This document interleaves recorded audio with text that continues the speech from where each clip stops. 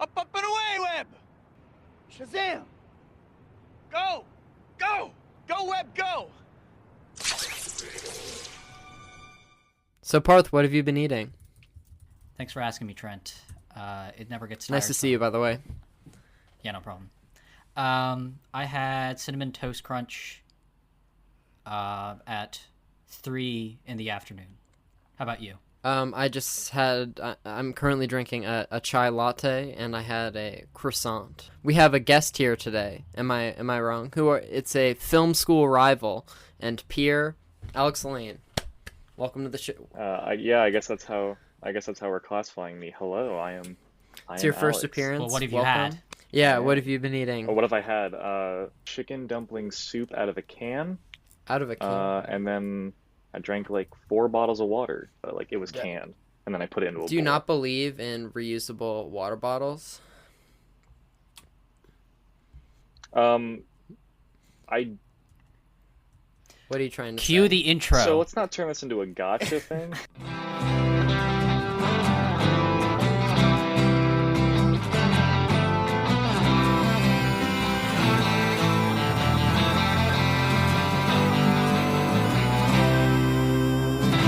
Do it. Welcome back to Craft Services. What do we talk about, Trent?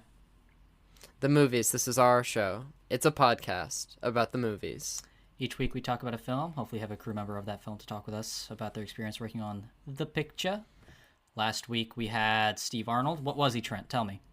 This supervising art director, and he worked on, Mindhunter and Fear and Loathing and Forrest Gump and, a bunch of movies that you should care about. Yeah. And he was an interesting, nice young man. What a gentleman. He was And you should listen to that episode. He was really great, and you should check that out. That's out now on wherever you listen to your podcasts. We have a guest, I guess, don't we? It seems that way. I suppose. Okay, you chiming in already. All right, Trent, what are we talking about today again? Sam Raimi's 2002 Spider-Man movie. Let me read the synopsis. When bitten by a genetically modified spider, a nerdy, shy, and awkward high school student gains spider-like abilities that he eventually must use to fight evil as a superhero after tragedy befalls his family. This movie had a budget of $139 million and a box office of $825 million. And it was also the first movie ever to make $100 million in its opening weekend. Trent, do you mind if I give some production history to this movie? Please. In the 80s, Joseph Zito and Tom Cruise had a $7 million budget to potentially make a movie about the titular character. That ended up going nowhere. James Cameron became attached to write and direct a movie based on Spider-Man after Stan Lee convinced him to do so.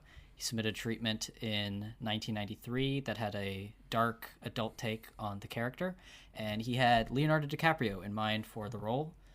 That ended up going nowhere after Canon Films went bankrupt, and then the Sony studio lined up Roland Emmerich, Tim Burton, Tony Scott, Chris Columbus, Ang Lee, David Fincher, Jan de Bont, and M. Night Shyamalan as potential directors. Fun fact, David Fincher didn't want to do the origin story. He wanted to do a movie about the night Gwen Stacy died, the storyline in the comics, but the studio didn't want that. So after all of these directors said no, or the studio said no to these directors, Sam Raimi became attached to direct in January of 2000. David Koepp created the first draft of the screenplay, and it was rewritten a little bit by Alvin Sargent, though I think he's uncredited. Some fun facts about the movie. In April, about 4 of the Spider-Man costumes were stolen. Sony put up $25,000 in reward for their return, and they were recovered 18 months later, and a former movie studio security guard and his accomplice were arrested. Stage 27 was used for the Times Square sequence in the movie, and they built a 3-story set with a breakaway balcony piece.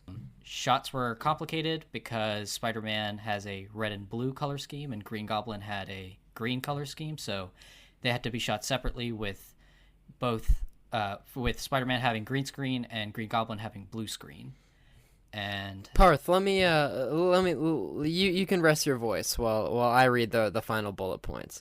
Okay. So there are a few deleted scenes. The first one was Spider-Man protecting the character of Fargus, who I guess is the board member in the wheelchair at Oscorp, and I'm glad that was cut because we have no emotional attachment to that character.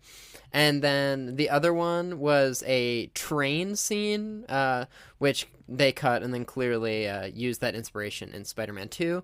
And then this movie lost Best Movie at the Nickelodeon's Kids' Choice Awards to Austin Powers Goldmember, the worst of the Austin Powers movies. And it was nominated for 2 Oscars and didn't for sound and VFX. Didn't win any of those either. Parts, should we do 1-star reviews? Yes, is this my favorite segment, Trent? There are 4. I hope no one minds. I don't mean to take up too much of your time. The first one is Sam Raimi Spider-Man, fantastic. I will recommend some movies which are also fantastic. These are A-Team, Pirates of the Caribbean, World War Z, Man in Black, and many more. So the funny thing about this is it's a 1-star review, and it's glowing. And then he just says it's great and then names a bunch of other movies that are great. So Oliver Menner wrote, "There was not enough action in this movie. There was too much romance. To me, this was one of those movies that seemed like it was 10 hours and 45 minutes, and it was just too classic. I just don't see what is so good about this Spider-Man movie." So this next one, I believe his Spider-Man was very good, but he didn't crawl like a spider, and he didn't show enough emotion in specific scenes, and I like Spider-Man. Just how web shooting out of your wrist come... Oh no, they could have done better, too many villains for Spider-Man 3.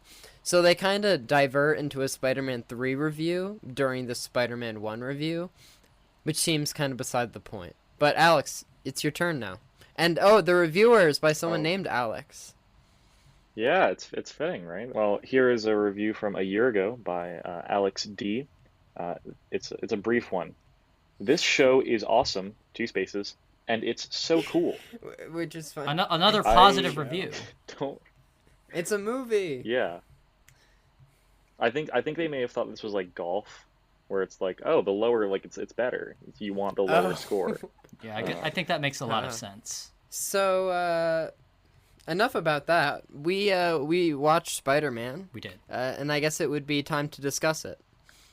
Wait, but before we get into that, do you guys know of the Twin Towers Spider-Man trailer that was then I do. pulled? Have you watched it? Because I watched it for the first time today, I've seen it. and it's wild. What happens? Does Spider-Man go like, oh gee, I sure hope they don't blow up? Well, in a none few of it months? was from the movie itself. It was clearly done as second unit and really kind of bad visual effects, and it just teased out that a Spider-Man movie was happening. And it's the opening is it's almost like shot like it's from Michael Bay, and it's an elaborate bank heist. Yeah. That kind of has nothing to do with anything. And then, the criminals try to get away in a helicopter.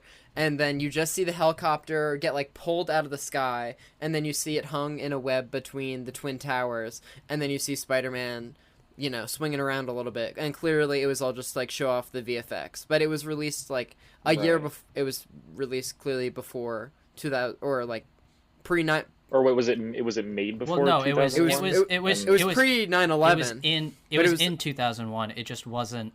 It was pre 9/11. Yeah. But I'm wondering, did it was air aired. It was before 9/11, or they made it and no, then it was 9/11 aired. It was aired in 2001. People saw it in theaters. I read Sam Raimi say that the Twin Towers and this, bank heist were gonna somehow be involved in the movie, but the idea was scrapped entirely just because. They thought it would be in poor taste. There's one shot in which you can see the Twin Towers, and it's during the montage where Spider-Man, the montage where Spider-Man's becomes Spider-Man for the first time. It zooms out from his eye, and you can see the reflection of the Twin Towers. I read that from the original cut, it was digitally scrubbed from the background of every scene. But then on the Blu-ray, it was reinserted back in. Is that true? It's in the skyline. I don't think it's in the skyline again. Being honest here, I watched the movie about a month ago, and that's what I'm going on with my experiences here. I mean, I'd seen it previously, but I watched like whatever the newest Blu-ray I release was, and I do not yeah. recall there being a suspicious No, amount I of don't the think Twin that's Towers. true. I think that might have been a plan or something, but I don't think that's true. So enough of that. The real movie happened. We were all young boys. I'd say we were the target audience for this movie. Parth, we recently posted you in your Spider-Man decor. So I would imagine this hits home. Yeah. So I think this is kind of the template for a superhero origin movie. The only other movie that I think does it as good as this is Batman Begins. I know Trent is not a Batman Begins fan, but I think that this is really, really good. I think this is kind of it's not perfect, but it's one of the most stylistic movies of this scale. I think it's kind of crazy that they let Sam Raimi do certain things. I'm still shocked that this was allowed to happen, and I think it's amazing to me how influential this movie still is when you look at the superhero movies that come out nowadays, because the superhero template didn't really exist until this movie came out. And there were superhero movies that came out before this that were successful, but none of them really, I think, informed the structure of a superhero movie as much as this did. And I love the movie, but Yeah, inadvertently, this laid the groundwork for what would become Iron Man, which would then become, our modern MCU. I mean, my earliest memory of this movie is my dad bringing home a cardboard cutout from the movie theater because they were screening, Spider-Man, and then he asked if he could take it home, and then it hung over my bed for many years. So it was nice to have a watchful protector. What happened to it? It's still in my closet at home. nice. Cool. But this is one of my most rewatched movies. It's at any moment this can be on in the background, and it's just like the most soothing white noise to me. I'd say I had a pretty loose relationship and understanding as a kid, besides liking the flashing colors, and that comes with a Spider-Man movie, but I feel like my adult relationship has blossomed. Yeah, I really like this movie a lot. I hadn't seen it in a long time. I have no idea when the last time I watched it was, before like a month ago. I really liked it. I was kind of surprised by like how much of the movie was dedicated to being an origin movie, because I'm kind of used to like the Marvel structure of like, oh, this is the first Doctor Strange movie, so it has to be his origin, but then we also have to, set up all this other stuff or whatever, or like worry about other things. So I was kind of almost taken aback by like, oh, he's just like a dude in this movie for like a long time. Yeah, it's like I thought that was it's really like pretty much refreshing. the first half before he's really officially Yeah. Spider-Man. Like by the time Uncle Ben is killed, a lot has transpired. And Yeah. I really like, one of my favorite aspects of the movie, and part of it is because it's a little reactive because of how many superhero movies we get, but like the majority of this movie is just a soap opera.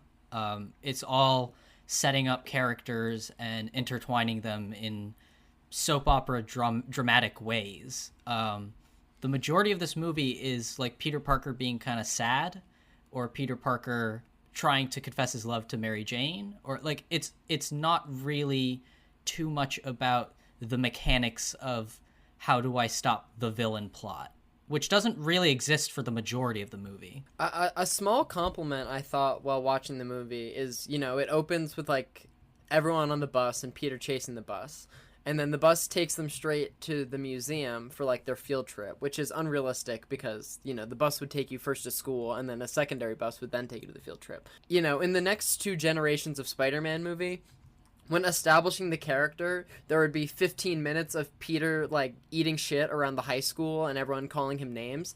But I like that this movie, it just jumps straight into it. Within the first 10 minutes, Peter is, like, bitten by the radioactive spider, and then we go from there.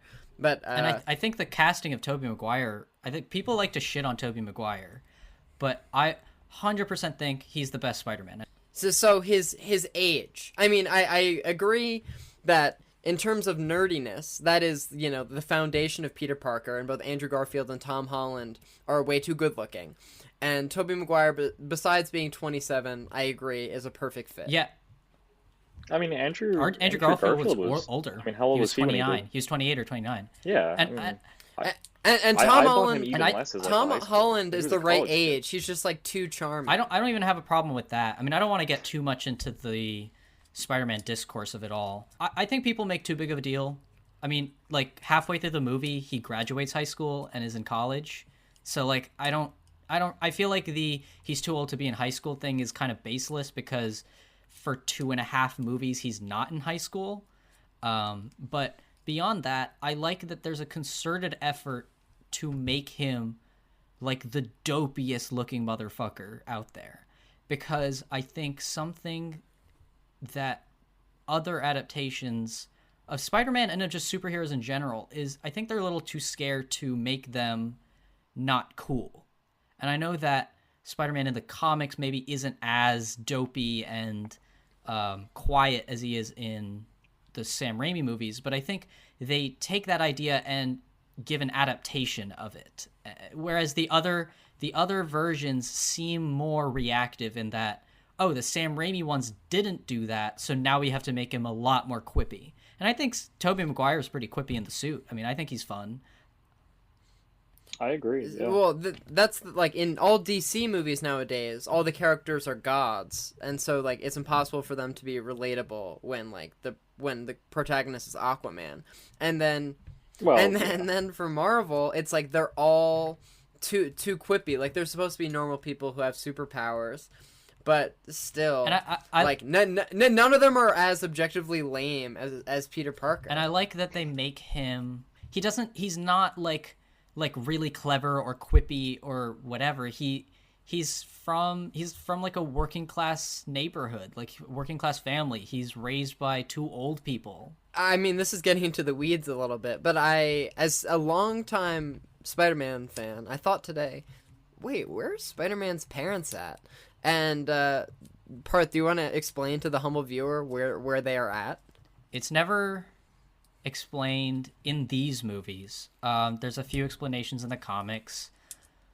And in the Amazing Spider-Man movie. Yeah, I mean, I guess the thing that's become most mainstream, and I want to give Alex a chance to speak once I'm done about the movie. Peter Parker's parents, there's a few different versions. I guess the most prevalent one now is that they were scientists and they worked for Oscorp or some science-y type thing, and they were like spy agents or something, and so that's why they left Peter.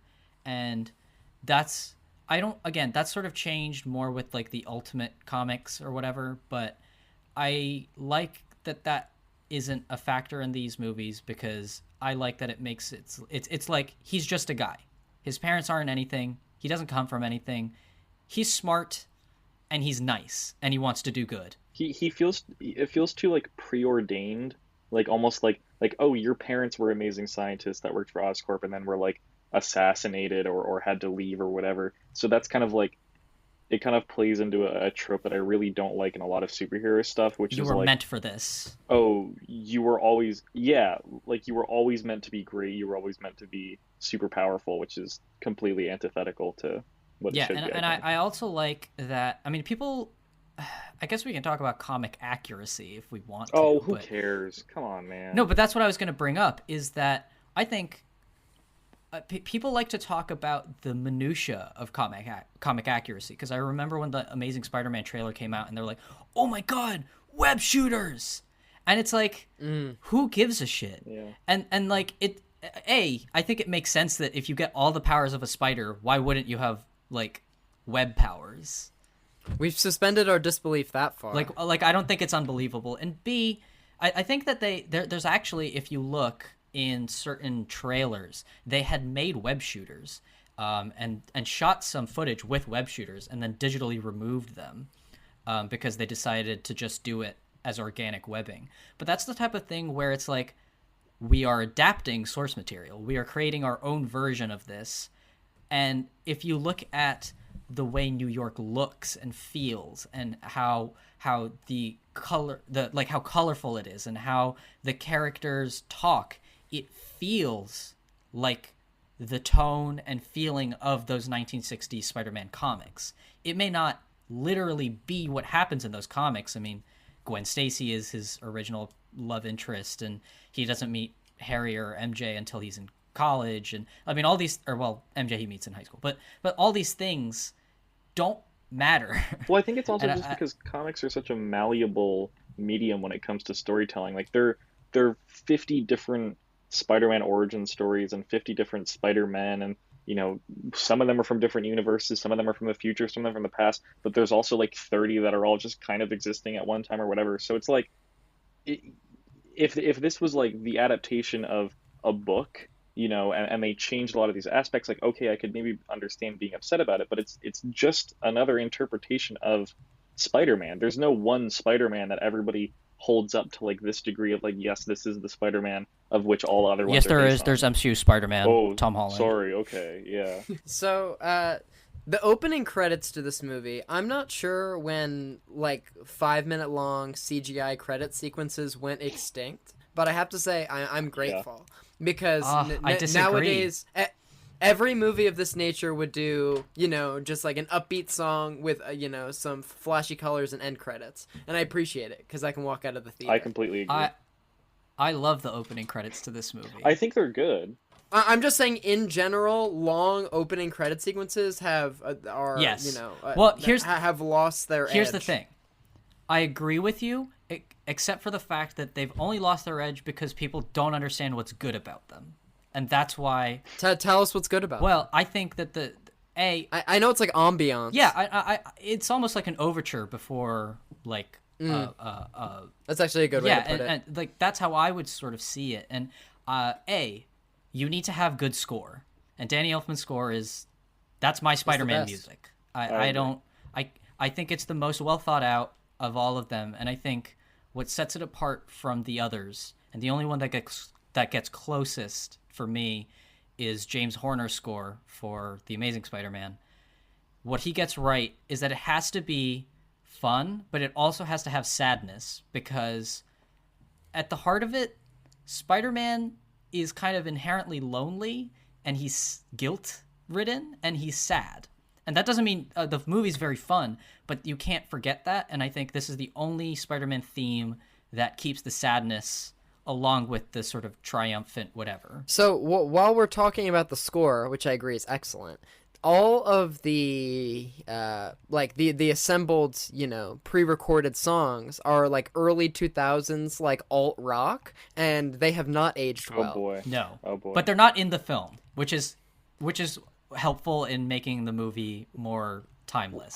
I think Well, it's the end credit sequence and one after Peter wins the cage match. Don't forget Macy Gray in the Times transition. Square. But yes, I'm okay with movies not having rock albums when their movies don't necessitate. There's them. only so many times where I can watch a movie where the first 4 minutes are a Smash Mouth song as the camera is moving in and out of like the character's like symbol or logo or whatever. Like I can only take that so many times, and I feel like it's not an inherently bad thing. Like I'll take it over like this is apples to oranges here, but like Lawrence of Arabia starts with like a 6-minute just song overture over black because it's supposed to be like, you know, when people are filling into their seats and stuff before the movie starts, so you know it's going to be beginning. So like, yes, technically when you're watching it on a DVD in your house, ooh, we're flying through the Spider-Man logo, or like there are webs shooting everywhere, like yes, that's more visually engaging, but it's still like I'm still going to want to skip over it if I'm being honest. And I still think that like we have to remember that this movie is now almost 20 years old.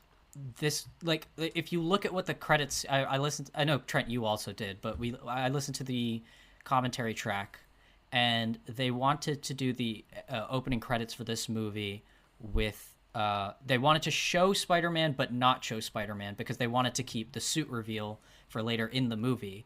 And if you have to realize, like, if you're in the movie theater and you've never seen a Spider-Man movie, and then Which odds you're, are like, you sort of- haven't, in 2002. Yeah, nothing existed. Yeah, there was I mean, there there was like was the the what, TV like, show one where he's hitting the wrench on the yeah. ground and he has ropes shooting out of his wrists. Wasn't there like Japanese Yeah, Spider-Man, there was which isn't Spider-Man. Spider-Man? Yeah. I think building that anticipation is really nice, and I think the first one is maybe my least favorite of the credit sequences. But I mean, we'll talk about them later. But the next two movies have great opening credits. I was just going to say this is trivial, but I think the opening credits for the second one is great because it's like the drawings of the still frames from the first one. And then I think the credits from the third one are kind of lame because it's more or less just like screen grabs. But I know they didn't want to do portraits again. Yeah, I think that like it sets the tone in that it's like it's fun, but it's a little sad, but it's kind of sweet. Parth, you were talking about the reveal of the spider suit, which can be equated to like how people were literally losing their fucking minds when like to see the Tim Burton Batman trailer in the 80s. In this universe, Peter, like I understand he makes the wrestling costume, sure. That seems like something a high school student might be capable of. Well, it's not a very good one. No. I'm saying that is realistic. Oh, okay. And like in the new installment, Tony Stark, gifts Peter his costume, which is why it's all high tech. And so basically what I'm saying is Peter shouldn't be able to make this costume. I will say to that, who gives a fuck? Yeah. It doesn't matter. I think like, so correct me if I'm wrong, but isn't it like an old suit that was like partially made or something in the Amazing Spider-Man movies? Like something from it came from his parents, didn't it? In those movies, it's not the first movie goes sort of into the construction. He kind of looks it up, and it's like he sees that you need spandex, and he like sews it together. Okay. And then the second movie just has the suit from this movie from like the Raimi movies, except with bigger eyes, with no explanation. Well, I think like with the Tom Holland ones, it's like I understand for like the CinemaSins crowd of like, oh, that's a plot contrivance. Like that's stupid that he could build it on his own. They're like, okay, I guess we'll make Tony Stark make it for him. But I think that like it doesn't upset me as much that he did that as it does some people. But I think that it does kind of take something away from the character. I think you're kind of making him lose an amount of agency when like his personality, his being as this character is sort of taken away since it's made by someone else. And I know that like in Civil War he already had a suit that he made himself, but I think immediately replacing with like, here's the better Tony Stark version, here's your Iron Man suit Mark II, like I think that takes away. And I think it also kind of, I don't think this was the like reasoning behind the story decision to have Iron Man give him the suit. And again, this is a Spider-Man 1 discussion, so I don't want to get too much into Homecoming or Civil War or whatever the fuck. But I think when you hear discourse in comic book movies or adaptations or whatever, and I think this goes for a lot of fandom stuff, it's a lot of it is like they want to argue over the Wikipedia section of it, of where did this thing come from? How did this happen? What is this? Where does this person come from? Who are Peter Parker's parents? Like that type of thing, of things that don't really pertain to the story or the characters or the things that actually make you care about the movie. And I think feeding into that as later adaptations did, because it really does like, I think something that this movie does really well is it has so much heart throughout the entire thing. It's like a puppy. I can understand maybe somebody seeing this and being like, that's not my Spider-Man, but I can't see somebody seeing this and being like, this like upset me. Or this I can't imagine being cynical about this movie. Like it's too innocent. It's like the most uncynical movie. It's so earnest. It's earnest. Painfully genuine. Exactly. Yeah. And I think our good friends at Eye of the Duck kind of explained it the same way. Speaking to the heart and soul of the movie, for the first time, Uncle Ben's involvement really, like, I don't know, made me like upset. Like Peter like sassing him in the car, especially now when I know he's gonna die, and I'm like, damn, like if these were the last words I said to my dad, like I might become a superhero. And then and then for him to get shot and just like look into his eyes and be like, Peter. I don't know. I always kind of like made a joke out of it, but now I was like, damn, this is, you know, a nice origin story. That's what I love about the movie, is that it's a story. It's not a checklist of demands of we need to hit these story points, A, so that we can have our movie make sense, and B, so we can set up the next movie or the next three movies. That's what I was talking about before, is like they actually give the characters in the world time to like be set up properly, let it be an origin story, as opposed to like, this is the first Spider-Man movie we have to make 4 more, and then they have to tie into Infinity War or whatever later down the line. So let's get the ball rolling. This one is just like, this is its own thing. You know, it's like 2 hours, 2.5 hours or whatever, and it makes use of that time to just tell like this very nice, you know, whatever, simple story. And I think that it does a really good job because it's self-contained. I love the Avengers and whatever too, but there's something to be said about him being the only hero in that world, and like he needs to save New York, or like there's something about that. And I think people love to bring up the cheesiness and everything like that, and it's like the movie takes the characters seriously. None of the character drama is ever played for laughs. It's mainly Peter being a dork, or New York being kind of wacky, or J. Jonah Jameson, and that's really it in terms of the jokes. It's the actual characters are all taken very seriously, and there's really good filmmaking in the movie. Like, everybody discounts Raimi, because in the scene after the graduation scene, where he goes upstairs and he's crying because he misses his uncle, and Aunt May talks to him, I didn't notice this for a really long time, but that whole sequence is all in one shot, and there's lots of sequences like that where, you know, Raimi is known for his camera work, but he's doing it for story purposes. He's not just being flashy. It's good filmmaking, and that's not, you know, that style and whatever. It's not something you see so much of nowadays, because it feels a lot more corporate. You know, we need this to happen for this to happen. Have this joke come after this sad moment so that the audience isn't left feeling too sad for too long. Yeah.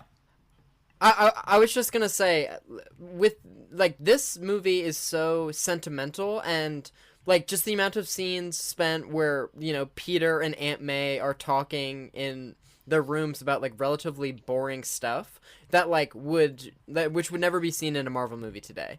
And I think if you compare this, I mean, I know Spider-Man Homecoming isn't an origin movie, but it kind of functions the same way. It's like your reintroduction to this character and seeing him become the Spider-Man we know and love. I mean, Spider-Man is doing the same trope as Batman, where you told the origin story so many times now that it's kind of culturally understood, so now you can make a joke out of skipping over it. It's like coming of age after the origin, but I think like there's so much heart and so much to be explored when it comes to like Uncle Ben's death, and like Peter's relationship like with his power and with, you know, with his actions that led to Uncle Ben's death and everything, that like the most we see about it in like the new ones is like, oh, his suitcase has Uncle Ben's name on it, and he mentions like, oh, my Uncle Ben, like one time, and it's like, that is such a, like, that's like the core of like his entire purpose as a superhero. It feels like it nowadays, and I know people love Holland, and I love Holland too in the role. I just don't think they ever give him writing that he deserves. It feels like they're ashamed of Spider-Man, of him being a dork, of him not having friends, because even in the Homecoming movies, or the MCU movies, he's pretty liked by all of his classmates. Like, even the Flash, who is supposed to be his bully, everybody makes fun of him. Nobody takes him seriously. People like Peter. He's got good hair. He's got, you know, like, he looks pretty good. He's well groomed. In the Raimi movies, they're not afraid to say, no, he's a loser. And that's okay. And like, everybody thinks that. It's actually an interesting case study, because I think you probably have about the same amount of jokes in the Raimi movies and Homecoming. And it's interesting to see where the emphasis is landed on those jokes, because I think in Homecoming you have all of these jokes that are either making fun of what we know Spider-Man to be, or it's Spider-Man is making fun of somebody. You know, it's they're very scared of saying, no. Spider-Man is cool. Peter Parker is not. Like the gentrification, more or less, of Absolutely. of Spider-Man, or can best be visualized through what I like to call the Aunt May hotness equation. And it's if you look at the actress who plays Aunt May in each installment. You know, in this one, she's like a grandma. She's like 80, yeah. Then in the next one, she's like 60, and, you know, she's still like an aunt. And nowadays, Marissa Tomei is Aunt May, and it's like a punchline about how young and attractive she is. They make a lot of jokes about how young and attractive she is. Like, to the point of, it's like one of those things where it's like a Dan Schneider situation where like there's like ulterior motives behind this. Like somebody in the studio's thinking too much about this. Again, it's the same thing of we're embarrassed to have Spider-Man have an old aunt. Yeah. So she's got to be hot, and we got to mention it. It's got to be Marissa Tomei. I feel like that was maybe something that they just kind of wanted to have, like, like a little bit of a subversion of the character. Like, this is a Spider-Man who, which I'm fine with. Yeah, like where you feel the fact that, like, especially in Civil War, like he is however old he is, like 16 or 17 in that movie. Like you feel that they really sell you on it. So I think they kind of with Aunt May. I think it was meant to be a one-off joke. And then they made that her only character. Yeah. And it's like, you look at Aunt May in this movie, and she's an actual character. Like, she had a husband, and she's trying to raise Peter. And, I mean, I think they give her a little bit more in the second movie to do. And getting to see her, like, grieve is so good in this movie. Like, it's because you really realize, like, it's not just Peter that's going through this. Like, you build this further connection with Aunt May just because, like, you also see, like, just this sad old woman just grieving over the loss of, like, her life partner. So, like, I think that this movie, it shows that, like, I mean, these movies are for kids. And I think my view of blockbusters and large-scale entertainment of this kind, you know, Mad Max Fury Road is not for kids, but of this kind, I think it's helpful for it to be beneficial in some way. And I think it's a little disingenuous to never really put the sadness of, you know, real life in there. And it's very different if it's Peter Parker in this movie versus, say, Iron Man in Iron Man 3.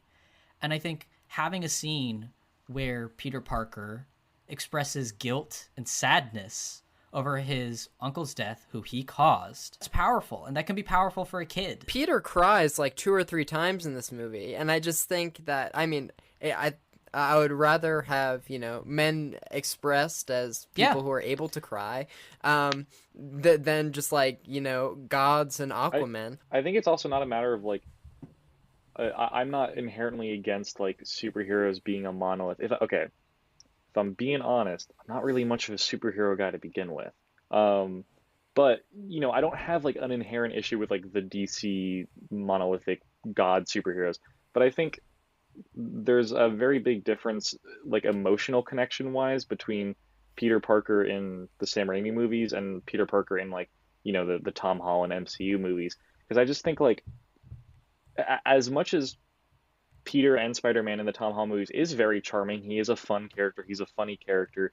Like, I just think I think like Peter being a bit of a crybaby in the Sam Raimi movies is something that is endearing, and it connects the audience to the characters more. Whereas, like, in the MCU ones, he's just kind of like this quip-filled machine that's like, okay, I need to. It makes him more generic. I think one of the things I like about Peter Parker is that he's different from everybody else. He's 16.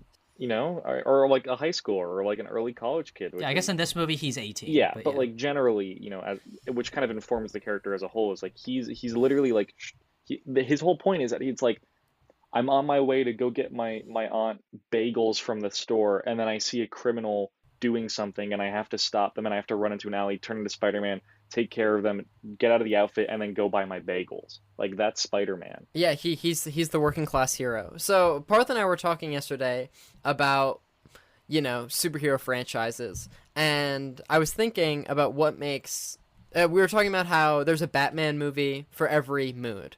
There's Tim Burton, there's the Joel Schumacher, there's the Chris Nolan, and they're all of a very different essence.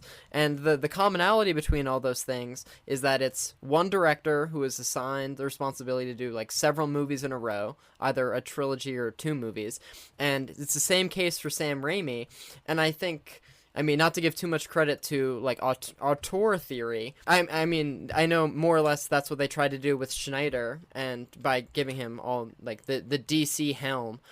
But in terms of Marvel movies, it worked out well with giving Taika Waititi, Thor Ragnarok. But just to give, like, an artsy director, like, a lot of money to do this, it seems impossible. And I mean, calling Sam Raimi artsy is even pushing it, because it's kind of a strange choice. And believe me, I have all the love in the world for Sam Raimi, but like I think that giving a guy that did the Evil Dead movies the helm to Spider-Man, that's crazy. And I don't think there's a series of movies other than maybe Tim Burton that came after this, other than the Snyder movies and Nolan's Batman movies, that have as much of a directorial stamp on them as these. I completely agree, and I think early on you said, like, this movie and, like, the Raimi movies as a whole feel so unique, even just, like, visually, compared to, like, the Marvel movies. And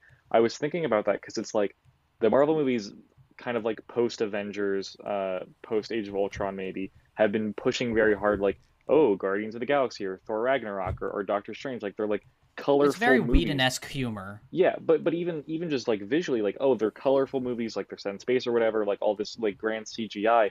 But when I was thinking about, like, what you were saying, where this Spider-Man movie feels so visually distinct, it's not visually distinct in, like, Taika Waititi's Thor Ragnarok, and I adore Taika Waititi, but, like, Thor Ragnarok isn't a movie that I watch and I go, like, oh yeah, of course, it's a Taika Waititi movie. Like, if I watched that movie, I would have never guessed that it was him directing it. But if you show me Sam Raimi's Spider-Man, I'm like, my mind is going to go, oh, the dude who did Evil Dead did this. It's crazy, because if you look at movies, because now the thing for blockbusters is to get a guy that did a $10 million movie. Well, yeah, the Ryan Coogler, the Fruitvale Station to the Black Panther. At the very least, Ryan Coogler did a small movie and then did Creed, which is a big movie, but not as big as Black Panther. So at the very least, there's that. It's generally now you made a $10 million movie, here's the keys to, like, Star Wars or something. Like it's that type of deal.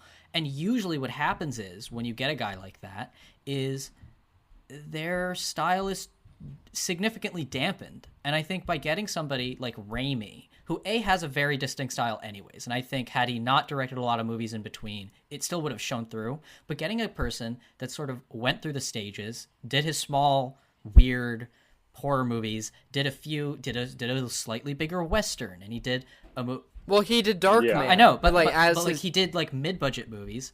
If you look at these movies, the style is not in any way dampened, and if anything, it's increased by the budget. You can make a direct line between Evil Dead 1 and Spider-Man. Like, I think, you have Sam Raimi with Evil Dead 1 at his pure, like, this is, we're filming this on money that we gained from, like, our family and investors. We have whatever to do with this. And then Spider-Man, like, I think it's one of those things where it's not like, I can tell that Spider-Man 1 is a Sam Raimi movie because it has, tilted camera angles and zoom-ins and stuff like that. But it's just he just has, even besides those, like, obvious calling cards, like, he has all of these elements that he really likes putting into his films, like these character moments, these character themes and ideas. And I think all of that is present in Evil Dead 1. And I think if you look at the Evil Dead movies, it's actually interesting how good of a choice Sam Raimi is, because I think the thing that Spider-Man is Parker luck, of nothing good can happen to Peter without something bad happening to Peter. And it's essentially beating up a character. And that's kind of what his movies are. If you look at the Evil Dead trilogy, he's just putting Bruce Campbell through the ringer. And it's the same thing, except it's in some ways a less physical ringer. It's more of an emotional ringer. But it's the same thing. And I keep saying this, but it feels like they were making a movie. It doesn't feel like they were making TV, which is what a lot of superhero movies feel like nowadays. If you listen to the commentary, you can hear him and Toby talk about, yeah, we were thinking about what Peter's house should look like, and we had these ideas, and we were thinking about the direction of the story, and you feel like there's authorship over the movie, and it wasn't Sony saying, we need this. I think it's a matter of like WandaVision has like just recently came out, and so many people were talking about it on Twitter or whatever, and I heard so many people saying like, oh man, like the things that WandaVision is setting up now are going to be so exciting, in the future or whatever. And I think there's such an immediacy to Sam Raimi's Spider-Man movies where it doesn't feel like it's like, well, exciting things are happening now. Yeah, like we don't have a contract for 3 movies. We don't know if we're going to have Spider-Man appear 10 movies down from now. Let's just have fun with this. Let's make this a movie and do Spider-Man here and now. Well, I guess that is kind of the question, was Spider-Man 1 made in a bottle? Because I feel like a lot of the plot lines, are kind of meant to operate over an arc. Yes and no. I think it was planned to do sequels. I don't think you make a movie like Spider-Man without thinking of sequels. But I don't think, if you look at this movie and you look at The Amazing Spider-Man, it's very clear which one was designed to set up more sequels. This its story is one contained story. It's not, we have to have this element because we want to set up Aunt May being a super spy or something, which is something that was actually happening in Amazing Spider-Man 2. What do you think is the strongest or like most rewatchable scene? And is there anything that you would like consider like cutting from this movie? I think the strongest scene. Can I give a sequence? Yeah, Parth. Fuck you. This is my podcast, or our podcast. Sorry. Anyways, no. I think the ending sequence of the funeral is the strongest scene in the movie. I think it gets everything right. I think it's soap opera-y, and it shows Peter choosing to be, to give up the thing he wants the most, and then the climax of it all with the Spider-Man swing is great. I mean, I agree with you that for the movie to operate, like, he has to give up Mary Jane. It would just be too many good things in a row.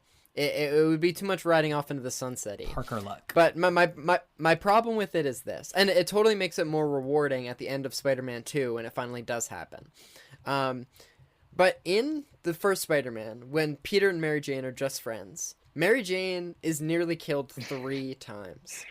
So my question is, if they start dating, how much worse can it get? And I wanted to prepare for the rebuttal. So I thought, how many times in Spider-Man 2 and 3 is Mary Jane captured? And in the next 2 movies, she's only captured once. And in Spider-Man 3, they're together. So her numbers are better when they're dating than when they're not dating. She's closer to the chest, I have one more thing. So you know how they have the famous upside down kiss in this, and then they kiss at the end, and then Mary Jane like touches her lips, and it's very much like, oh, did she realize that who Spider-Man is? And then the whole next movie, it goes back to her not knowing who he is. I think we can discuss that next time with Spider-Man 2, but I will say this. I think it's meant to be, they even say it in the commentary, it's meant to be ambiguous. And I also think it's supposed to be ambiguous in the second movie. Up until the point in which it happens, I think it's meant to be, does she know, and is she playing coy? So I think my problem is that in the second movie, so much time, like a subplot is Mary Jane being like, I have to kiss all the men in my life to find out which one is Spider-Man, and that's she not already a subplot kissed in the movie. Basically, she already kissed Peter, and then she's like, oh, if we only kissed, I would know. You already kissed, guys. I think Parth is probably the resident expert on Spider-Man 2 here. I'm sorry to say, Trent. I haven't seen it in a long time. I know that I'm outranked. I love any scene, and I'm frankly shocked that we haven't mentioned him yet, with Willem Dafoe. I love Willem Dafoe in general. Give one. I know it's hard, isn't it? It's a tough one. Like I think, and I gave the one scene in the movie that definitively has no Willem Dafoe, didn't I? Like he's Yeah. fucking dead. Oh yeah, It's his funeral. He's underground. I mean, I think Sleep. my immediate reaction is like, oh, him talking in the mirror. Like, I think that's such a great scene. I love that scene. But I really, really like the scene leading up to like him going into the chamber and like using like the gas or whatever it was that like made him cool. Back to Yeah, formula. I think Willem Dafoe is like he's just having so much fun in that movie. And I think you can really feel it from him, and I think he's just giving it his all. And it's not like the kind of fun where he's almost like dismissive of it and he's like, I'm just gonna have fun with this. Like he's having fun with it and he's doing his best. Like he is a Shakespearean actor doing it. And I love it. He knows that he's supposed to be a cartoon Yeah. character. And even behind the mask, like Willem Dafoe like is able to like articulate through his body language. Like I don't know, he's so active even though you can't see him for most of the time. And like you know that it's him behind the suit. They say that in the commentary that like he wanted to the suit had Well, to that's why literally they be open up changed. the eye slits. Well, but even beyond that, he had to they had to change the costume because he wanted to be in the costume for like the majority of the stunt work because he wanted to physically do it. And I think Sam Raimi or Toby said that like that's like a difference between people that go straight into movies and people that did theater. Because theater, you have to work with your body, and you can see how much of a difference it makes. Because it's like the way he moves when he's Norman and the way he moves when he's the Green Goblin, completely different. The way he moves his face is completely different. I read that he did 90% of his own stunt work, and if you guys scroll to the bottom of the document, you can see the original Green Goblin mask, which was love like that mask. animatronic based. No, I think it's really cool too, and it's like exactly from the comic book. But I like the sort of like sleek, athletic like gear they went with. It seemed like more military realistic, since that was like supposed to be the origin. I think from the designer in me, I just really love the look of like the animatronic mask that they originally had. But I think as like a story or as like in the actual film itself, it would have been weird for I don't know if like within the context of the film this would have been like a mask or like his face would have changed. But either way, I don't think it would have worked as well. I think it would have been a mask. Okay.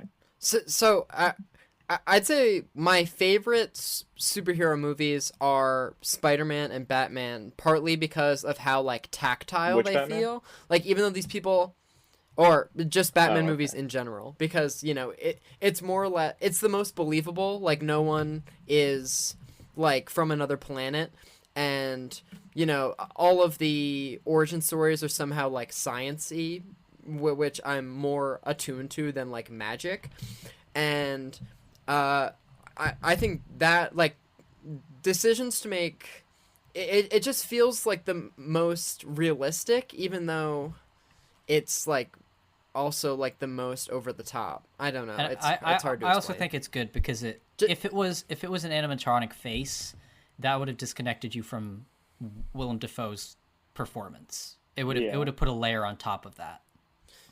I mean, credit to Tobey Maguire, because I feel like the same compliment can be lent to him, that he has a very specific like body movement, stiff body movement, and you can tell that it isn't like He a didn't even stuntman. need Trent, do you have a favorite CG scene? eyes. For the sake of diversity, I'd say like the bridge scene into I'd say if I'm flipping through the channels, what I'm most likely to stop and sit down is the bridge scene into like the final showdown where, you know, the goblin like kills himself with his glider.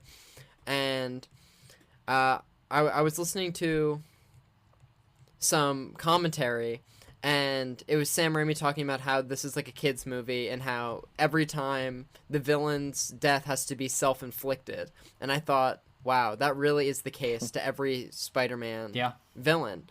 That in some circuitous way, they find a way to commit suicide or have accidental death, or, I mean, in Doc Ock's case, it's, you know, it's kind of for good.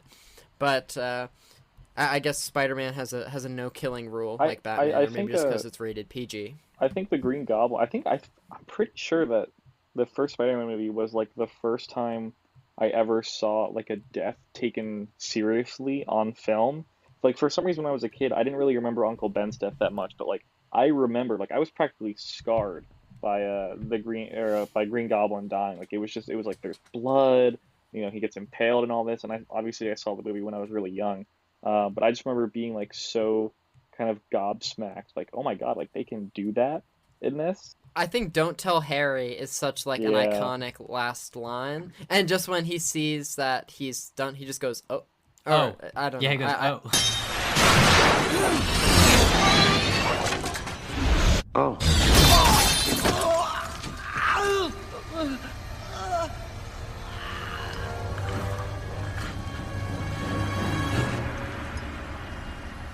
Peter. Don't tell Harry. What was a scene that I was actually impressed with on rewatching? It was I really liked the Thanksgiving scene. I didn't remember that from when I was a Again, kid. that's a scene that would get cut. Yeah, but that's a right? great scene. Yeah.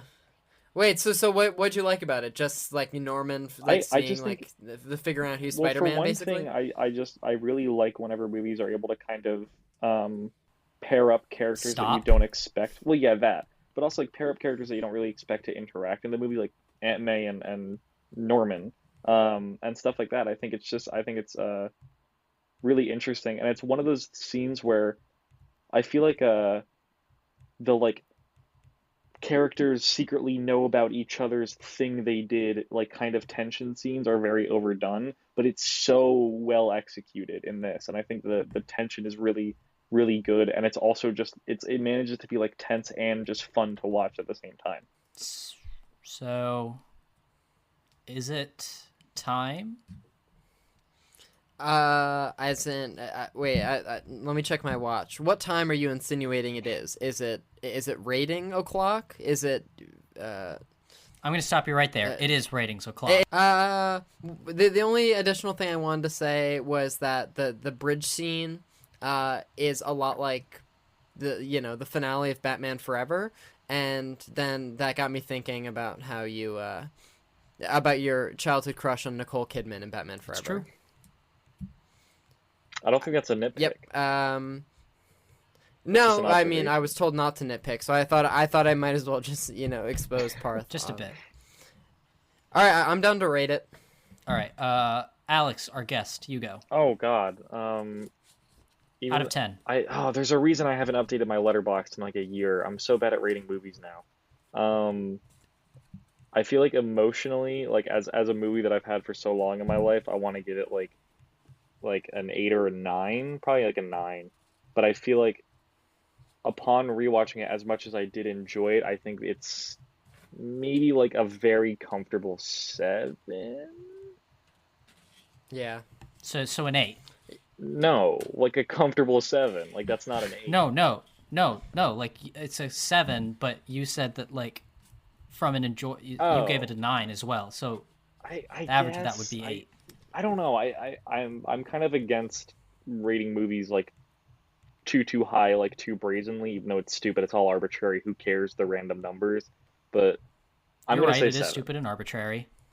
I think I'm gonna go with an 8, just because I was watching Spider-Man 2 the other day, and I was like, all right, this is considered the best one. So if this is the high watermark, and I still think Spider-Man 2 has some flaws, so I'm considering that a 9. And I think Trent, you can't give away your rating for Spider-Man 2. Oh no! What will the viewers Well, I think of this is an craft 8 services in think, comparison. having this spoiled for them? I know our reputation is soiled. Yeah, I'd give this an 8 as well. I might give it an 8.5, but I'm gonna give it an 8 for now because there's still some. I think it moves a little too fast, and I think there's some wonky effects, which I don't generally care about or anything, but it's just something to think about. The mannequin especially scene is very. I don't funny. care about that. I don't care about that. That part's great. What? When Wait, she's what holding on to mannequin him, scene? like as they're swinging after the parade stuff. If and, you look, it's pretty clearly a mannequin that like, she's holding very on clearly a to. mannequin. But yeah, I'm gonna give it an 8. I have a fun fact before we go. Please. So I was watching Spider-Man with my sister the other day, and one of her friend, and it was the cafeteria scene where Peter, with his newfound spider sense, like catches all the stuff in the lunch tray, and someone there said, that's a practical effect, and I said, That's impossible. And then I looked it up, and apparently it took 156 takes, and they had to put a sticky substance on the tray. But it was real, all right. So Isn't that Kubrick surprising? right there. Yeah. All right, I have a few more while we're here. The Spider-Man font is the same font used for the PS3. Originally, and then they silly. changed the PS3 logo because it was the Spider-Man font. So, this shocked me. They used a real spider, and they anesthesized it, and they painted it red and blue, and I didn't know that. And then, so James Franco and Tobey Maguire have like a famous rivalry after the Spider-Man trilogy, and apparently it's because James Franco described Tobey Maguire's features as, quote, frog-like. And I thought it was funny because they're so chummy on the Spider-Man 3 cast commentary, but I'm sure it went down over. I mean, the first movie came out like 5 years before Spider-Man 3, so I'm sure they mended paths or whatever. I think, I guess we should. Trent, do you mind? We should talk about what comes next. Yeah. So next week, we've been keeping this a secret, but next week we're going to be talking with Dave Cyrus. He was co-writer of The King of Staten Island, and he's Pete Davidson's writing partner. So check that out. Yeah, and he wrote on SNL and stuff, and we asked him a bunch of questions, and he answered them. Trent, do you mind if I give us an outro? Please. Yeah, sure. I just want to thank our guest for this week, Alex Lane, for coming by. Thank you. Well, I just want to thank you for giving me the honored opportunity to speak with all of you today about Spider-Man 2002. And what I think I'll leave you guys with, also follow us on all social media, please. It'd be really helpful. Yeah, and I guess you can like and rate, and subscribe of our all show. The things. That would just I help also us, and we recommend would doing appreciate that. it if you did those things. Oh, thanks. Yeah. Thank you. I Alex. think a great thought to leave you all with is Bonesaw is ready. I've got you for 3 minutes. 3 minutes of playtime. I didn't sign up for a cage match. Out. I was gonna say it would be an absolute sin if no one did a Bonesaw impression by the end of this episode. What's your name, kid? The human spider. The human spider, that's it? That's the best you got? Yeah. Oh, that sucks. The sum of $3,000 will be paid to the terrifying, the deadly, the amazing Spider-Man! My name's the human spider. I don't care. Get out there. No, he got my name wrong. Get you gotta out tell there, him. you moron.